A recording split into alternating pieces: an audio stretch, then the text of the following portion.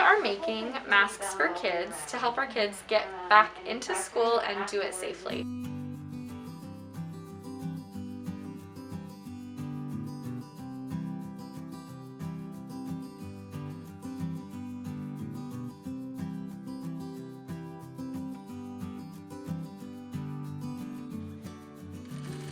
Your kits are going to come with pre-cut pieces of surgical wrap fabric. We've got 2 different colors here. So what you're going to need to do, because these are pre-cut, they have a crispy edge, and we want our kids to feel really comfortable wearing these masks. So we're going to trim just the slightest amount off the edge using your ruler and your rotary cutter, the short edge and the long edge. We have our big rectangle. Then you're going to cut this into 2 pieces. So fold it in half. You're going to line it up, and you're going to cut 2 rectangles that are going to be 7 inches by 8 inches. So it's already 7 inches in the height here. And you're going to cut off about this much to give you 2 pieces 7 by 8 inches. You will receive a kit that looks a little something like this with a piece of surgical wrap fabric that is about 8 inches by 7 inches, and a nose bridge and a piece of elastic that's about 25 inches long. To start off, we're going to cut this nose bridge in half. Now you notice that I'm using my bad scissors and not my good scissors because there's some wires in here that you're going to cut. So these are about 7 inches long, and I'm going to cut it in half about 3.5 inches. And you'll notice there's 2 wires in there. These have sticky backs. This nose bridge is going to go on the 8-inch side, so I can line it up on my trusty ruler here and take off the adhesive cover and stick it in the middle around the top of the mask. It's okay if it's not absolutely perfect. We want to get it pretty close to perfect, but we're not testing you on this, so as close to the center as you can, that'd be great.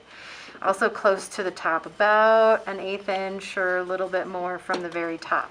So once I've stuck it on there, I can fold that over so I don't see it, and I'll be sewing directly through the nose bridge. So this nose bridge with the 2 wires there, I can sew with my sewing machine right in the middle of those 2 wires on the plastic part, and it does not damage my needle very much. Now that being said, I do want to use a number 16 needle, and I want to have my sewing machine set up with at least a number 3 stitch length, maybe even a 3.5. Okay, this particular type of fabric, if you use the smallest stitch length, it's going to maybe perforate the fabric. So it's very important to keep a longer stitch length on this. So I can feel that nose bridge right here. I'm going to just start and sew all the way across. So I start with my lock stitch, and I can feel that nose bridge, and I'm just going to sew right into the middle of that nose bridge. The nose bridge is facing away from me, and I'm going to begin to pleat it. I want to do 2 pleats in this mask, about the size of my thumb. Okay, and it's okay to have a little bit extra of the raw edge at the very bottom. That's okay, this stuff doesn't fray. So to anchor my pleats, I'm going to line it up. The very edge of the fabric is going to be at the 5/8 inch mark on my sewing machine. Now my sewing machine marks the 5/8 inch.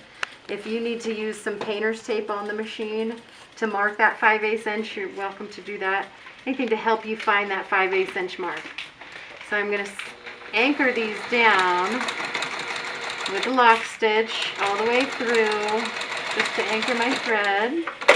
And I'm going to come around and do the same thing on the other side. In this second stitch, I'm anchoring these down at the 5/8 inch mark.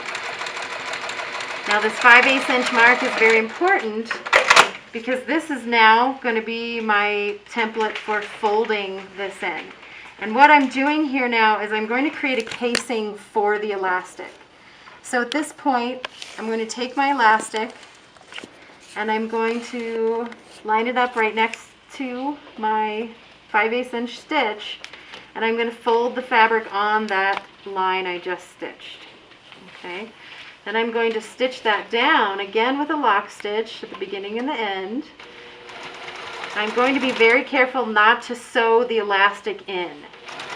I want this elastic to be adjustable, and it's very important that it moves freely inside this casing.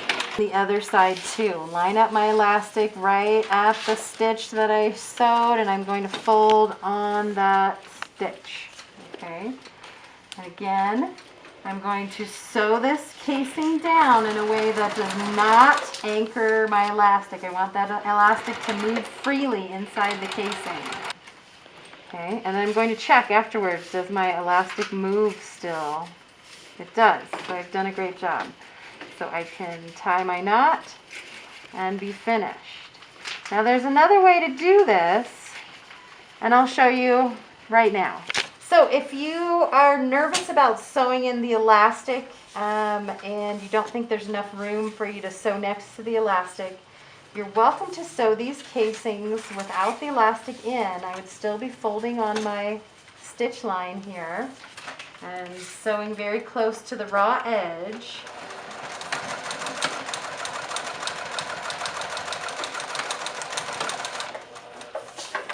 This allows me enough room to be able to feed some elastic through. There's a variety of tools you could use to pull elastic through. Most crafters have a yarn needle, and then many other sewers will have some type of a bodkin or a loop turner. Any of these would be fine. I can feed my bodkin through the casing and use it to pull my elastic through.